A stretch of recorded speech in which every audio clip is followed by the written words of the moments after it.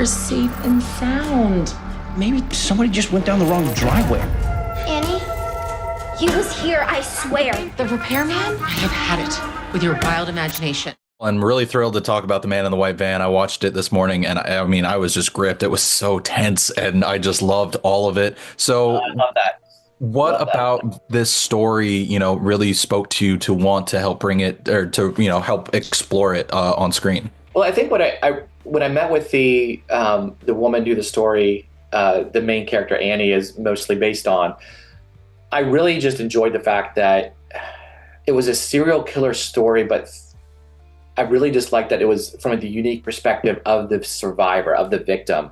And it wasn't and I just sort of started found that as kind of the cornerstone to tell the narrative. And I felt that, it wasn't a story about a detective chasing their guy, or a journalist, trying to, find the killer. But it was really at the core of just a simple story about a girl coming of age, on the precipice of her life, and all of the the things that come along with becoming a young woman, and having that almost completely stripped from her, bastardized by being stalked by this serial killer. And so with that said, then what was it like sort of finding that balance to, touching on that story appropriately, but then also still highlighting some of the other victims that he had throughout the years, since you do have those non-chronological cutaways? Right. I think finding a way to not glorify through violence what was happening there, and to try to kind of stake the film on theater of the mind, the mystery of what you don't know, and that being sometimes more scary than what you do know or what you can see. I think that was sort of a cornerstone for building the tension in the film.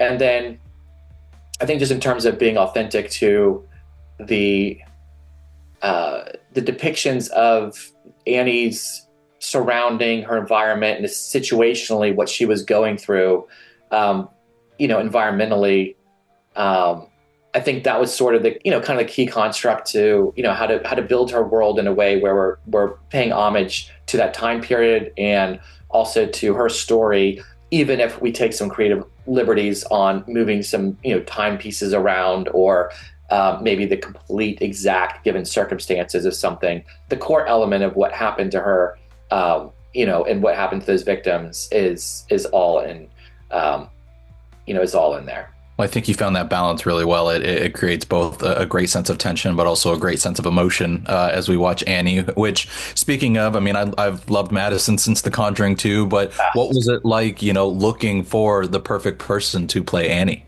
I mean, critically, for, Arlie Day and Mike Page, who cast the film, we all decide, and, Terry Lubroff and Lee Janem, who are all really, instrumental in casting and bringing together the film. We did really decide we want to start and end with Annie. We wanted to find our Annie and then build the cast around her. And she was somebody early on, Madison Wolfe, who was kind of brought to the table. And after meeting with her one-on-one, and we just started, talking and, being able to kind of go through and look at her, what she had done up until now in terms of her work. I mean, she's such an accomplished actress already with, who she's worked with, and, in the projects in the characters she's played. She just brings a certain level of commitment to the given circumstances of a script. And what I really enjoyed about her for this film is that not only can she play into the youth of Annie, but she also has a sense of that she would stand up for herself, verbally, but also physically. And I think that was really sort of crucial toward incorporating that element into Annie, with, where she ultimately faced one-on-one with, her predator. I think you cast it perfectly with both those things in mind, because Madison does have that sense of strength to her as much as she does that innocence, and I loved watching both sides of it. So I'd also love to hear about the look of this film, because this is a period piece, but yet it feels inspired by so many different things as far as its visual aesthetic goes. What was it like finding the look for this film? I mean, that was fun. Gareth Paul Cox, a cinematographer, and Lauren Spalding, the production designer. I think we talked a lot about We talked a little bit about some of the films from the '70s, some films, contemporary films like Peter Jackson's Lovely Bones. I really liked kind of the fabric of that feeling, and so we wanted to.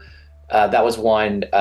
Duel was sort of a comp for the van itself. That and Christine, Stephen King's film, and really just trying to find build that environment visually to bring us back into the '70s and feel like we're living in this world completely, so that we can, because we felt like if we could bring people into the world and give them some universal elements to grab onto, like the extension phone, which is essentially kind of a metaphor for social media of today for Margaret's character.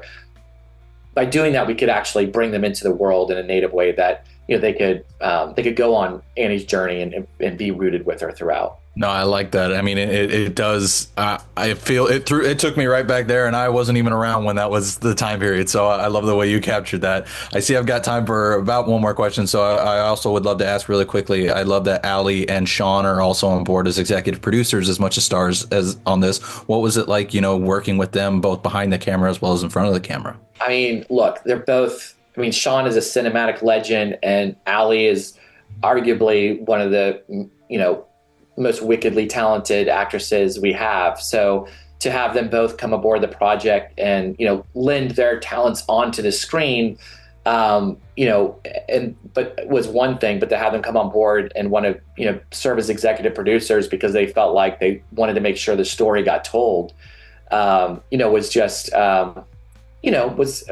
was humbling. And I'm forever grateful for both of them for coming on board in that capacity. Well, I hope that for future actors do that for you, and you find more exciting stories to tell, like The Man in the White Van, because what you've done with this film, it makes me so excited to see what you do next. I'm not blowing smoke, I promise. I really did love this film. So, Warren, thank you so much for taking the time. I truly do appreciate it. Grant, thank you. I appreciate it. Neighbors say they complained for years about the horrors they believed were happening, all perpetrated by a man referred to by local teens as... And if you say hey,